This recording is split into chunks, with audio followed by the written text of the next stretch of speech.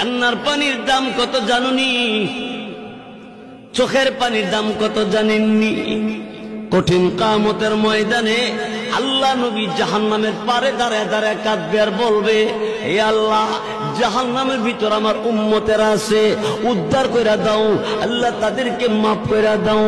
আল্লাহ রাব্বুল আলামিন আমার আল্লাহ তাআলা জিবরাইল ফেরেশতাকে বলবে, জিবরাইল,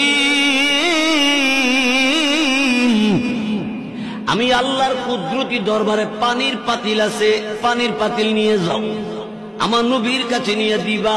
নবীকে বলবা এই পাতিলের পানিটা জাহান্নামের ভিতরে ছেড়ে দেওয়ার জন্য।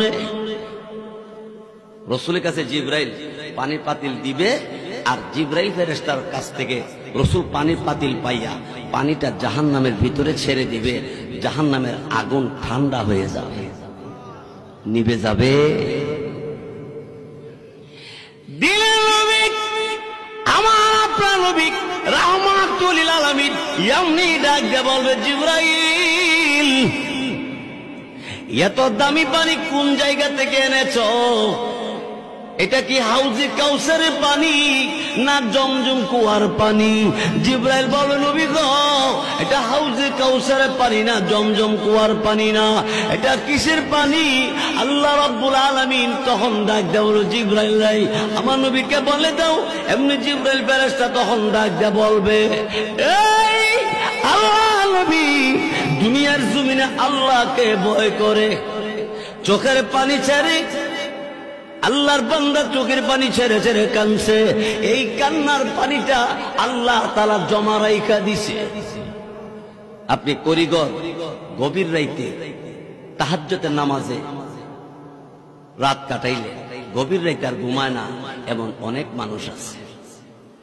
বহু লোক আছে, অল্প বয়সের আছে, মহিলাদের মধ্যে আছে, পুরুষের মধ্যে আছে। কত মানুষ শেষ রাইতে আর ঘুমায় না, ওযু বানাইয়া তাহাজ্জুদের নামাজে দাঁড়াইতে যায়।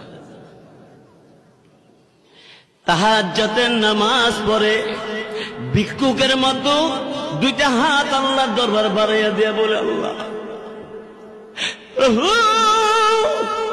এই পরওয়ারদিগার আলম, আমি গুনাহগার, তোমার নাম গফফার, আমি নাফরমান, তোমার নাম রহমান। আমরা নাফরমান কিনা? আল্লাহর নাম রহমান। আল্লাহ, তুমি দয়া করে আমি নাফরমানরে তুমি মাফ করে দাও।